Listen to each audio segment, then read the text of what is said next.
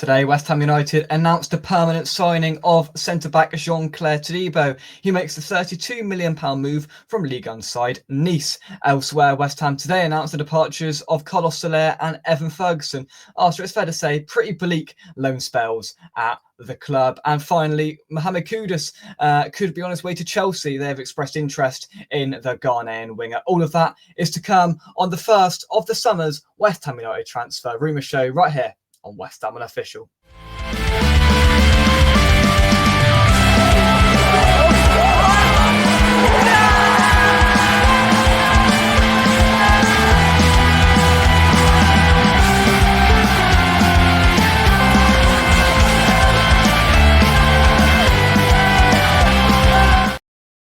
Yes, welcome back to West Ham Unofficial. I hope you are all well. As I said, first transfer rumour show of the season. I don't usually do one this early, but there's quite a lot of murmurings and quite a lot of information reverberating around the West Ham world. So I felt it was necessary to discuss today's events. We'll start with the big one, which is Jean-Claire Todibo, the centre-half, who's made the move, pretty pricey move, I must say, from Nice to West Ham. He had a pretty changeable season on loan at the Hammers, didn't he, last season, Todibo?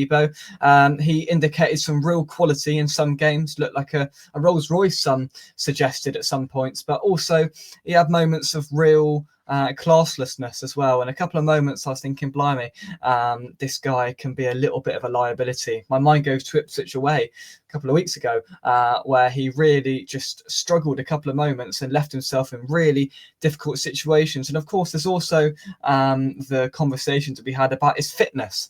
He never seems to be able to play a full game. He always seems like he's trying to grasp a water bottle and, get his breath back slightly, because he's there's some sort of issue there with his fitness, and I don't know what it's down to, but it seemed to be acknowledged by the backroom staff, and he never seemed to play a full game. And that is something that we've obviously or will try to eradicate this summer, and we've deemed it as not too big of an issue because we forked out 32 million quid for him. Let's see how this goes next season. I'm not going to pass too much judgment now because I think that's unfair. We've seen him for a season. It also does prompt the question that with Max Kilman being £40 million signing from Wolves, and with Todibo being £32 million, that leaves us with two centre halves we've paid over £70 million for collectively. Now, is there £70 million of equality in that centre-back pairing? I don't think there is. I think we got stitched up a little bit with the English tax for Kilman, and I think we have overpaid quite significantly for Todibo. You just got to ask yourself the question, is there 70 million quid of equality there? I don't think there is. You may disagree, but I still am unconvinced on the quality of those two players. And hopefully next season they can establish themselves and be really solid centre halves. But at times we didn't see that last season, and was probably big indication of why at times, yes, absolutely, we did secure ourselves defensively towards the back end of the season, but still dodgy moments. And of course, under Lopetegui, we were leaking way too many goals, and those two centre halves were there. Albeit when those two were together without Mavropanos, they did seem better and a little bit more cohesive as a partnership, Kilman and Todibo. So I now expect that should be the centre half pairing next season. Of course, if he sticks with his back five, then maybe Mavropanos is going to be there, especially with, we already know, Soufal and Creswell not being involved. So it will probably leave Mavropanos to be that third centre half. But I've got a feeling he might go for a little bit of back four next season, but that is all to come and not to worry about today.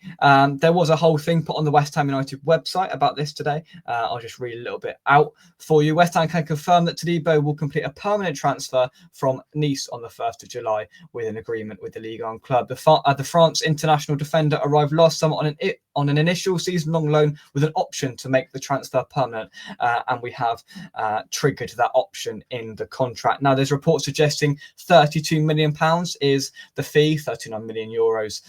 Alternatively, it's a lot of money, isn't it? Todibo made a total of 29 appearances in all competitions during the 2024-25 campaign. After seeing the middle of his season punctuated by injuries, Todibo returned to start 12 of the final 13 Premier League matches, including impressive victories away at Arsenal and Manchester United. I'm not doubting the quality because he is a decent defender, but I'm just not convinced entirely about whether he can prolong it over a season and there won't be too many howlers involved. But yeah, put your thoughts in the comment section. What do you make of the price tag and the permanent signing of Jean-Claire Todibo? Elsewhere, a couple of departures from the club to add to the list that is rapidly growing as players leave the club. To add to Soufal, Creswell, Ings and Fabianski, you can add Soler and Ferguson to that list, unsurprisingly, really, isn't it? They will return to their respective parent clubs, PSG and Brighton, following the end of their loan spell. Soler joined us in August and made 15 starts and 18 substitute appearances. The Spanish international midfielder scored 1 goal in the home 3-2 win against Fulham in January, Graham Potter's first Premier League win as Hammers boss. Do you know what? I can't actually remember that game at all. It's like it's been just eradicated from my memory. I can't remember beating Fulham 3-2 at home. But Soler scored his solitary West Ham goal in that game. I think Soler is going to be a player that when we look back on and reflect in years to come, I think people are going to probably increase and exhaust and exaggerate his quality because he really wasn't very good, was he? He was bang average at best, a bemusing and bizarre signing for the club, and unsurprising, as I said, that he does return to PSG because he never really got going. It seemed like a decent lad, and from what he put on social media, it was a pretty classy statement that he put out last week. So fair play to him. I've got no bad feelings towards the guy, but I just simply don't think he had the quality to cut it in the Premier League. A lot of people have made the link to him and Pablo Fornals. I think Fornals is a lot better and a lot more equipped and well-rounded. Maybe that's because he spent a longer period of time adapting to the Premier League, but I think, I see and understand why people made that connection between him and Fornals, but Fornals definitely the better of the two. And not a great and profitable loan deal for West Ham. Talking of not great loan deals, Evan Ferguson is the other player departing the club today. Well, not today, but announced today. Going back to Brighton, add him to the ever-growing, magnificently long list of failed strikers under the Sullivan regime. It just gets longer and longer, doesn't it? I mean, I'm sure there's some stats on the website here. Maybe not at all. Ferguson, it literally says on the West Ham website, this epitomises everything about Ferguson's loan spell.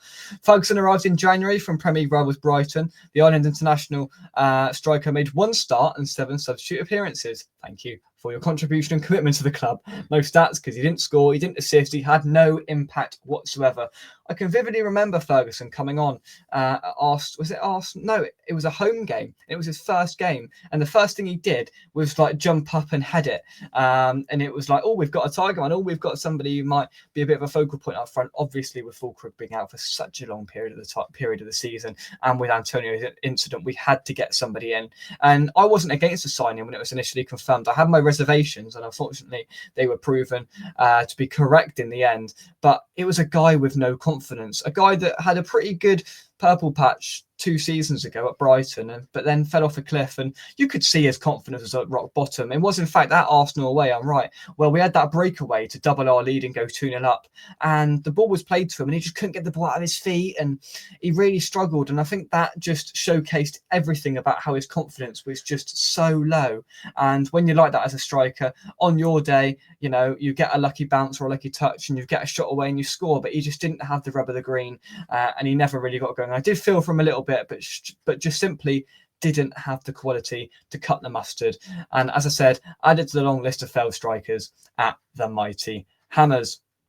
Elsewhere, talking about Mohamed Kudus, there's varying reports on this, so I'm going to try and condense all of the information we know into a concise little description. So we know Kudus wants to go, and we probably want to get rid of him to get some money in the bank. That's common knowledge, really, that he's probably going to leave the club one way or another this summer. It's just who he goes to. Now, there's been this interest from Chelsea in the last week, confirmed by credible sources, but the sort of extent to it has been a little bit varied. There's been some people suggesting there's going to be about 4 players in a player swap exchange deal. Players like Dewsbury Hall, I think, and Robert Sanchez have been involved in that, but it seems like we've had no interest in that, really. And I mean, the big figure that's been branded around is £85 million. Are we going to get that for him? I highly doubt it.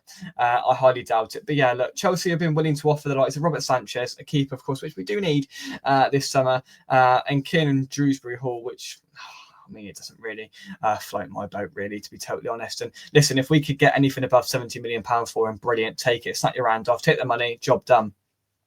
There's also interest from Saudi as well, but it seems to be understood that Kudus wants Champions League football, something he will, of course, get if he moves to Stamford Bridge, something he will not get if he moves to Saudi Arabia. But could that be a final pay? Not a final, because he's not that old, but could that be a payday for him? Potentially. Will that grow on him as the weeks go on? I can see that happening. But yeah, at the moment, Chelsea have expressed interest, and they have been offered the chance to sign Kudus. We are lacking concrete evidence, concrete evidence of a deal and how things are going to progress. So that's in the early stages, with conflicts between player exchanges and fees and all sorts of stuff. So it's very much in the preliminary stage. Try spelling that or saying that after a few beers. And we will see and keep an eye on that one, because I do expect Mohamed Kudus to depart West Ham this summer. But it's just where he goes and how much we get for him. I think in terms of incomings, typically in West Ham fashion, there's not a lot going on. We've been linked with players, but nothing credible and nothing serious of note. So I'll be back some point next week to do another transfer news show where hopefully we're linked with some exciting, vibrant players to kickstart our European charge for next season. Of course, that is a slight exaggeration, I think. But yeah, thanks for watching. Drop a like on the video. Subscribe to West Ham Official. To conclude, Todibo has joined the club on a permanent basis. It's a bit much we're paying, isn't it? Soler and Ferguson have left the club. Bye-bye, won't be missed. And Kudus could be swapping the London Stadium for Stamford Bridge, swapping east for west London, and could join Chelsea or go to Saudi this summer. Everything there to keep an eye on. From me, come on, you irons. I'm going to breathe and have a drink. Thank you very much. I'll see you soon right here on West Ham Official. Thank you very much and goodbye.